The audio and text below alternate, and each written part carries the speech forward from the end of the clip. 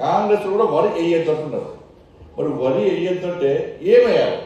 మరి గంజాయి వండి ఉంటారు మమ్మల్ని ఏమన్నా ఏం వండియాలి? వరి వేయొద్దు అంటున్నారు. వరి వేయొద్దంటే ఏం పండించాలో ఒక పాలసీ లేదు. కానీ వరి వేయొద్దని చెప్పి రైతులను బెదిరించే ప్రయత్నం చేస్తున్నారు. ఇప్పటికే రైతులు వ్యవసాయం చేయాలా వద్దా అని చెప్పి ఒక భయపడే పరిస్థితి. పంట చేతికి వచ్చి అకౌంట్లో పైసలు పడేదాకా గ్యారంటీ లేని పరిస్థితి రైతులు. వర్షాలు వస్తాయా, ఏమొస్తుంది, పిడుగులు పడతాయా, ఏమొస్తుంది, కొంటారా కొనరా, మద్దతు ధర వస్తుందా, బోనస్ ఇస్తారా ఇయ్యరా అని చెప్పి బ్యాంకులో పైసలు పడే వరకు కూడా గ్యారంటీ లేని పరిస్థితి ఉంటే మళ్ళా రైతులకు భయం పట్టించే విధంగా ఒక భయానక వాతావరణం సృష్టించే విధంగా వరి వేయొద్దు అంటే ఇవాళ రైతులు ఎంత టెన్షన్తో ఇబ్బంది పడుతున్నారంటే ఇలా రైతు కుటుంబాలు అన్నీ కూడా ఇబ్బంది పడుతున్నాయి. అరే కేసీఆర్ గిట్నే వరి వేస్తే ఊరి అన్నాడు, ఇవాళ మళ్ళీ వీళ్ళు వచ్చాము వరి వేయొద్దంటారు. మరి ఏ పంట వేసుకోవాలి మేము? నీళ్లు లేవంటాడు.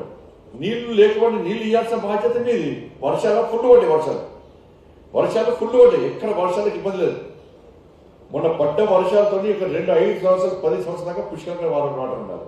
ఇలా కాళేశ్వరాన్ని 50% కేసీఆర్ నాశనం చేసిండు, ఇంకా 50% కాంగ్రెస్ సర్వనాశనం చేసిండు. పోటీ మొండి పట్టుపోయి అక్కడ మొత్తం పడ్డాయి పని. ఇటు కృష్ణా నీళ్ళు మనకు వస్తాయని ఉత్తర తెలంగాణ మొత్తం సర్వనాశనం చేసింది. సరే ఇటన్నా మనకు వస్తాయంటే కృష్ణా నీళ్ళు మొత్తం చంద్రబాబు తీసుకోబోతున్నాడు, ఏది పక్క రాష్ట్రం తీసుకోబోతున్నాడు. కేసీఆర్ ఆయన ఇచ్చేసిండు, వీళ్ళు ఇస్తూనే ఉన్నారు. ఇంకా ఇటు ప్రాంతం ఇటు ఉన్న నీళ్ళేమో పక్క రాష్ట్రం తీసుకుపోతున్నారు, ఇటేమో ఎడారైంది. ఇవాళ పరిస్థితి ఏంది? వాళ్ళ రైతుల పరిస్థితి ఇలా పంటలు వేసుకునే పరిస్థితి. ఇంక ఎండాకాలం స్టార్ట్ కాలే, ఫిబ్రవరి. ఈ ఫిబ్రవరినే ఇలా పేపర్ ఇచ్చిన 7 లక్షల ఎకరాల్లో పంట మొత్తం ఎండిపోయిందట. 7 లక్షల ఎకరాలు పంట ఎండిపోయిందంటే ఇంకా మార్చి వస్తే ఏప్రిల్ వస్తే ఎవరి పరిస్థితి ఎంతో, రైతుల పరిస్థితి ఎంతో రైతులు ఆలోచించుకోవాలి. అందుకే చెప్తున్నా, రైతులు కూడా మీ పిల్లలకు చెప్పండి. కాంగ్రెస్ పార్టీ బుద్ధి చెప్పాలంటే, కాంగ్రెస్ పార్టీకి వరి వేయద్దు వల్ల కాంగ్రెస్ పార్టీ బుద్ధి చెప్పాలంటే మీ పిల్లలకందరూ కూడా భారతీయ జనతా పార్టీ ఓటేమని చెప్పండి. ఇలా కాంగ్రెస్ పార్టీ బుద్ధి వస్తుంది. కనీసం వరి ఏంటంటే రైతులు అందరూ కలిసి వాళ్ళ పిల్లలతోని ఇలా బుద్ధి చెప్పిన కనీసం జ్ఞానం వస్తుంది వాళ్ళకి. ఇది లేకుంటే ఏమవుతుందంటే వరి వేయొద్దన్న ఓట్లు వేసారు మాకు, కానీ మా మాట చెల్లుబాటు అయిందని చెప్పి కాంగ్రెస్ పార్టీ విర్రవీగే ప్రమాదం ఉంటుంది. రేపు వేయద్దంటారు. యూరియా అంటున్నారు, చెప్పులు కొడుతున్నారు, ఆధార్ కార్డు కొడుతున్నారు, హై బ్యాగులు కొడుతున్నారు, పెట్టి ఇలా క్యూలో వేయపడుతుంది. నేను ఇంతకుముందు రాంగనంగా ఆ మార్కెట్ ఎంపీతో మాట్లాడినా, మరి యూరియా ఏం చేయాలి సార్? పుష్కలంగా యూరియా ఉందంటున్నాను. మరి పుష్కలంగా యూరియా అంటే ఈ చెప్పులు కొడుతున్నారు, ఈ ఆధార్ కార్డు కొడుతున్నారు, క్యూలో కొడుతున్నారు, కొట్టుకునే పరిస్థితికి వచ్చింది వాళ్ళ.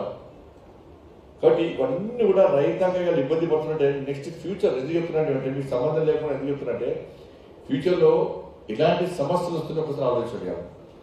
ఇలా మీకంటే వాగ్దేవి కళలు జీతాలు బాగా ఇస్తున్నారు, శాలరీ ఇస్తున్నారు ఎవరి మంది. ఇప్పుడు పాపం మీకు శాలరీ ఇస్తున్నారు, వాళ్ళ పరిస్థితి ఘోరం. నా దేవన్న చెవులుగా చెప్తున్నా, అన్న నెలకు ఇన్ని పైసలు పెడుతున్నాయి అంటున్నాడు, నా చెవులు చెప్తున్నాడు. అంటే ఇలా ఫీజు రియంబర్స్మెంట్ దాదాపు 7,500 కోట్ల రూపాయలు ఫీజు రియంబర్స్మెంట్ ఇవ్వాలి.